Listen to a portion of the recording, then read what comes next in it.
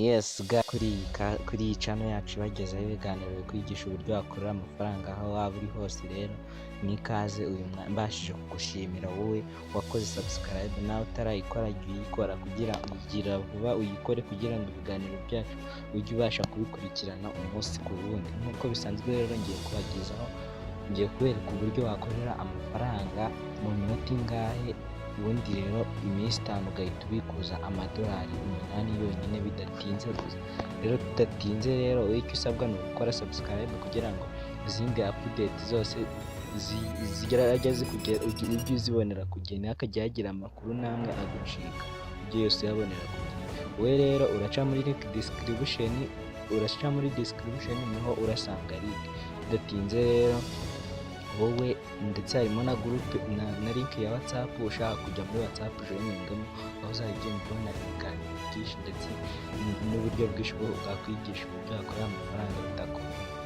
Rero tudatinze urahita uza urabona gutya naba ngiye guhita nkora sign in. Urakora kuri sign up ugende gutya, nimara gutya urahita ukora ujya kuri email.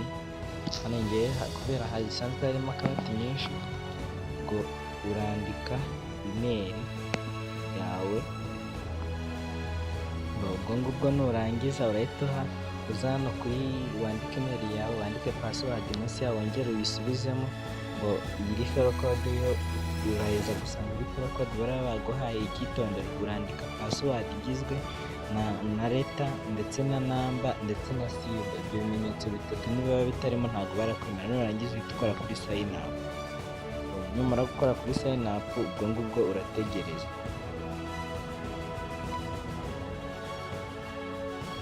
Ubwo birarodinga kuri gatoya, utegereze bihita bifungukira. Niba ushaka gusevinga password ibyo niba urabishaka kuko barahita bakubaza gusevinga email niba ubishaka. Ubwo ngubwo icyo urahita uza ugakora, uraza uhita ukanda hano handitse next. Utegereze ibyo barakubwira, ukore next, wongere ukore next, wongere ukore I know. Ibintu byoroshye. Ubundi rero ukorere inote zawe. Ndakeka ari ibintu bitakubangamira ku kazi waba ukora. Kujyaho iminota 5 yonyine ibihagije. Mbereke duhite dukorera $1 gutya nk'iyi, kandi iyi platform irizewe. Ntabwo nabagezaho ibintu mba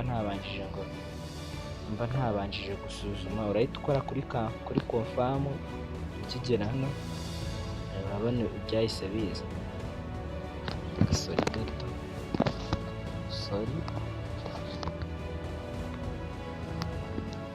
Sorry gato kugira ngo urabona uburyo birahita bifunguka bimeze. Ikigenda gutya rero uraza guhita urabona hano hasi handitse home kuri telefone yawe. Urahita wikanda hano hirya handitse kuri task, kandeho utegereze birodinga. Biraterwa na internet ya telefone yawe. Utegereze birodinge. Okay, nk'uko ubibona rero hano iyi ni task bari kutubwira gukora. Ubundi rero ngira ngo uri kubona ko nituyikora ari income y'amadolari 1.50. Uraza guhita ukora hano kuri complete. Utegereze, biraterwa na internet yawe. Ngira ngo nk'ubwo ubibona bahise batubwira ngo complete successful. Icyo urahita ukora kugira ngo rero rya dolari ryakwaritsindi, urahita uza ukore hano hirya murahari. Biterwa na internet yawe nk'uko ubibona rwose. Urahita dore ngiri hano kuri total balance n'ibindi. Nikubwira uburyo uzajya winjiza. Niba ubikoze wenda ari 9:00 n'iyi minota, uzagaruka nk'iri 9:00 hano kuri task, wongere ukora kandi gatasi utsindire mu minsi 5 yonyine uzahita ubikuza. Mu buryo bwo kubikuza urabona iyi hano withdraw nk'uko ubibona, uzahita uzikuremo. Sari gato